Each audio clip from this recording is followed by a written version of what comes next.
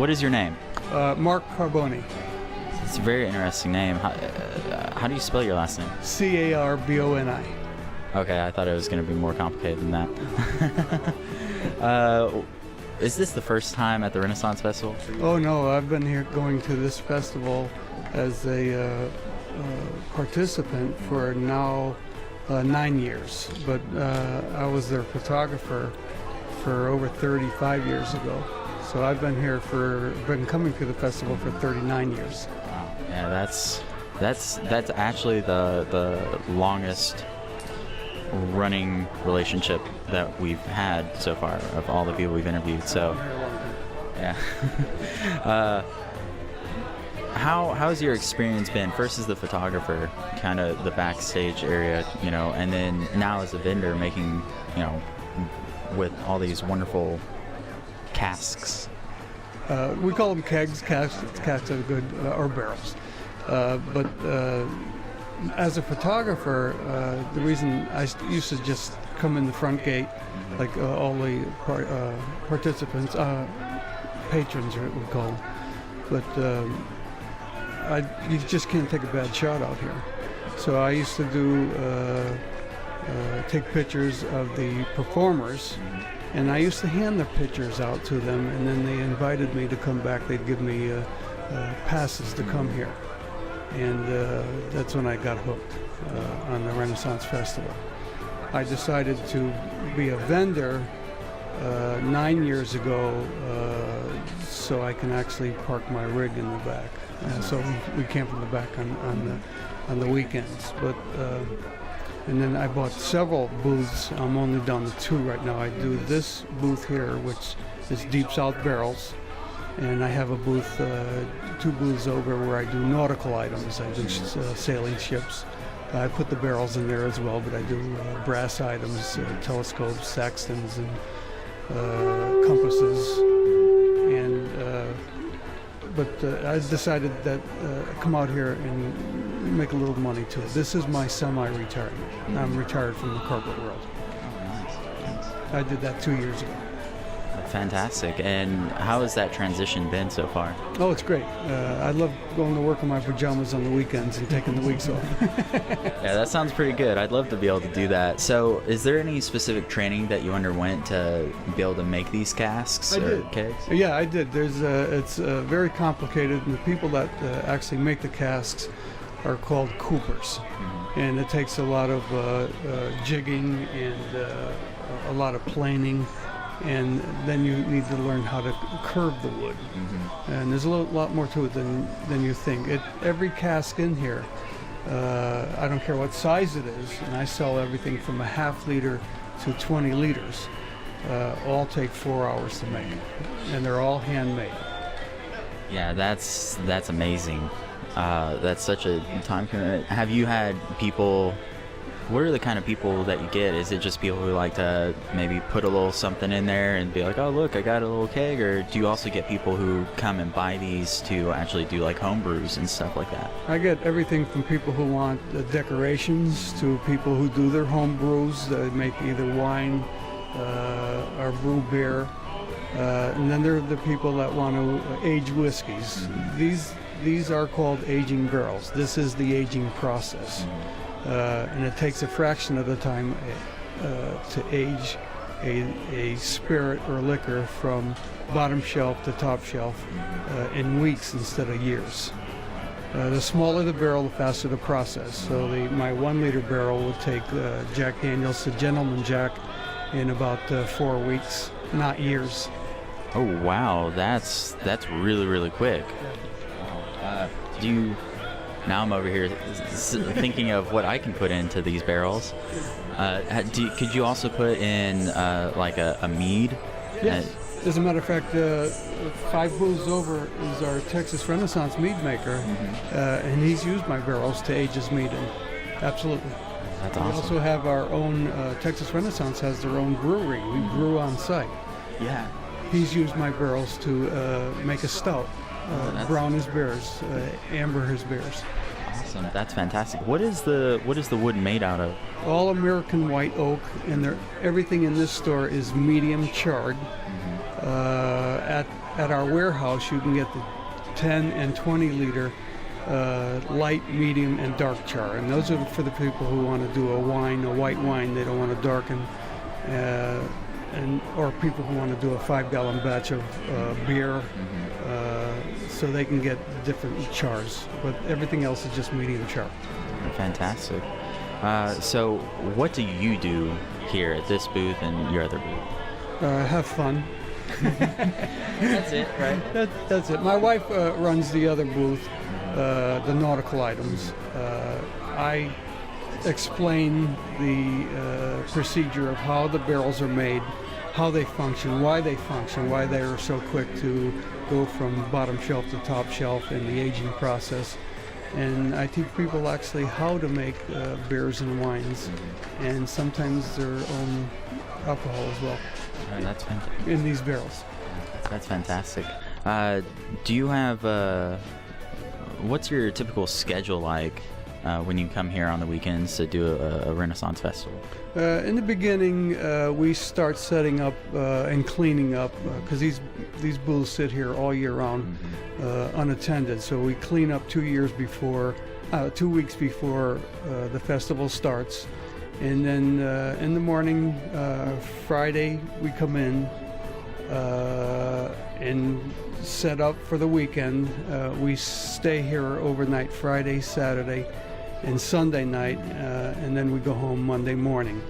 But we're basically setting up, pricing, stocking the shelves, and the best part of it all is meeting great people like you.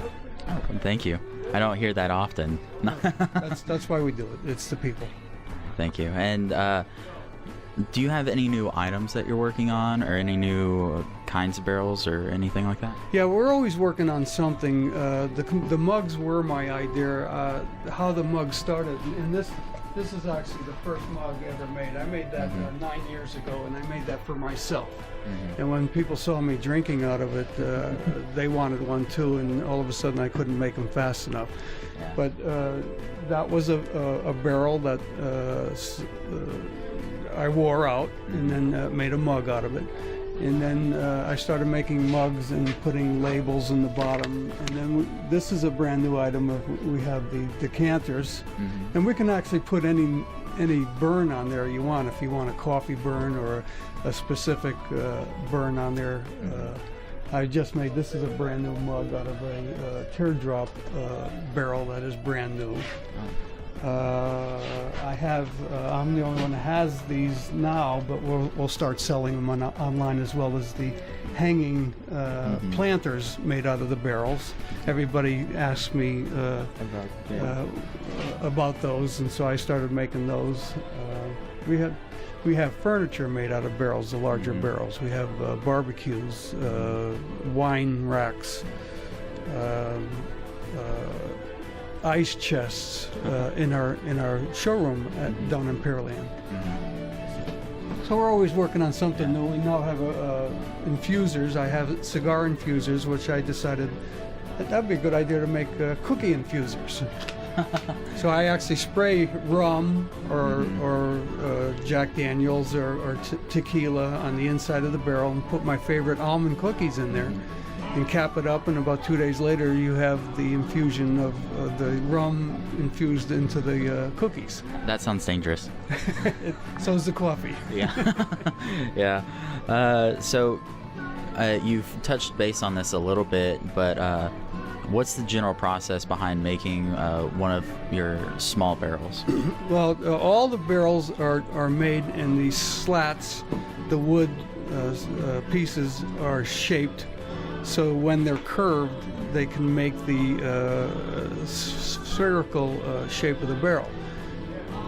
The barrels get shaped, the wood gets shaped, and the first piece gets put on the lid on the bottom and held together by a fixture, and then they build a fire in the middle of the barrel, and the fire is what dries out one side of the slat, and it starts to curve, and that starts the curving of the barrel, and that's why they take so long, is to heat the slats so they curve.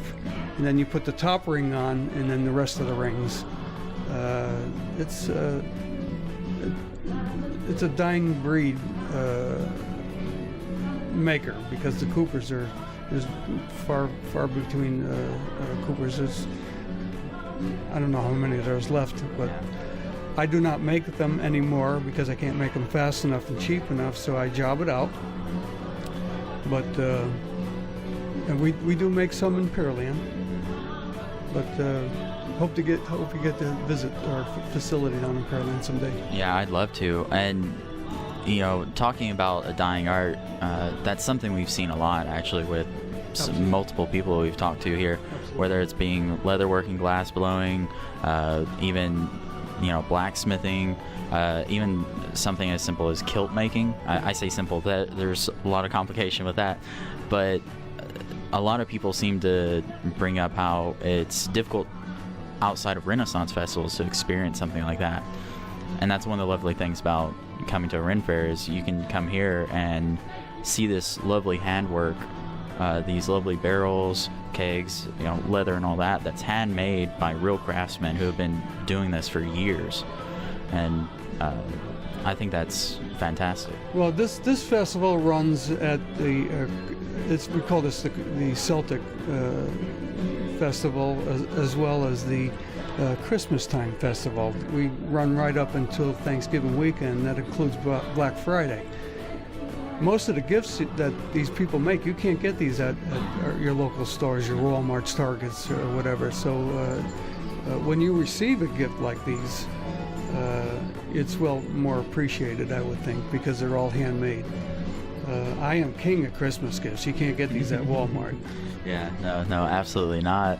That's why I'm so excited about these, because they're just lovely pieces of work and useful to boot. That's the best part. Exactly. These are fully functional barrels. They don't look like it because they're small, but these barrels do the same thing the 55-gallon drums do. You do the same thing with these barrels that the distilleries do.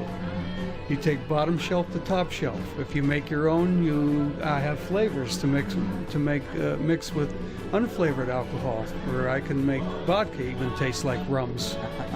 That's fantastic. What kind of advice do you have to someone who'd be interested in joining up as a Renaissance fair as a performer or a vendor, or even getting into becoming a cooper, right? That's the barrel makers? Yeah, well, plan A would be have a backup.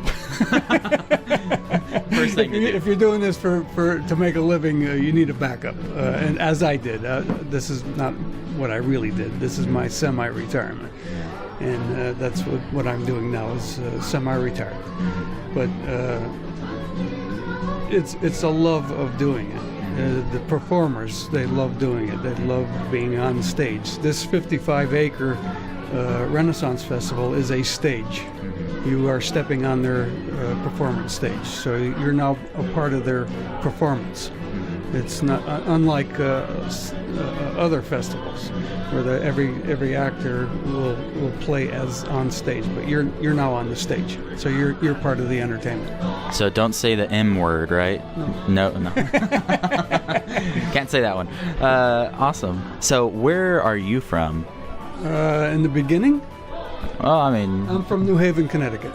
That's far from Texas. That's far from Texas. I came down 41 years ago for a 2-week vacation. Mm-hmm. And then you happened to get lost here, and you just stayed. I'm still on vacation. It's fantastic. Yeah, like me, I'm not from Texas, but I got here as soon as I could. So. Well, I met my wife, and we moved to a place called the Woodlands, Texas. Mm-hmm. And I had the first fast food restaurant in the Woodlands, Texas, and my wife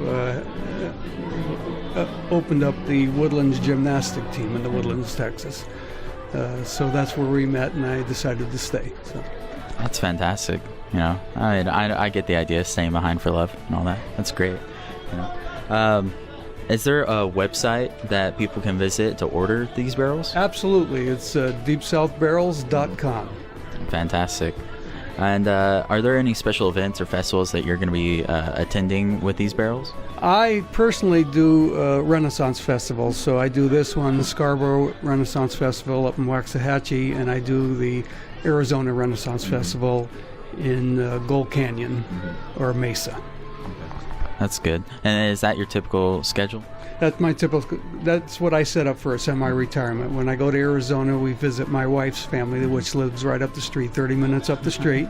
So we're there 10 weeks out of the year doing that, and then we come home. I live in Conroe, so we're home at that time. And in Waxahachie, we just have friends there. I was going to do back east, but it doesn't fit into having to mow the lawn and do. Yeah, there's something difficult about that. Yeah. Why did you? I know you talked a little bit about how this is a semi-retirement for you. Why did you get into specifically like barrel making and barrel selling?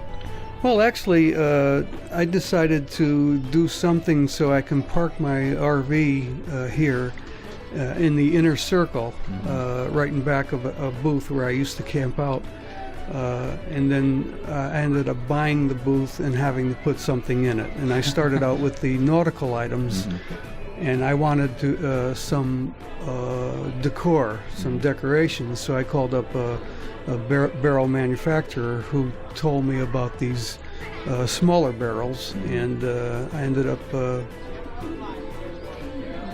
doing this, getting another booth and doing this. Yeah, and that's just how it happens. It grows organically. And just to close things out, is there anything you'd like to share with anyone? If you've never come to the Renaissance Festival, this here is the Texas Renaissance Festival. It's the largest one probably in the North American continent, and if not the world. We're on a 55 or 56 acre lot, which has probably around 400 vendors now.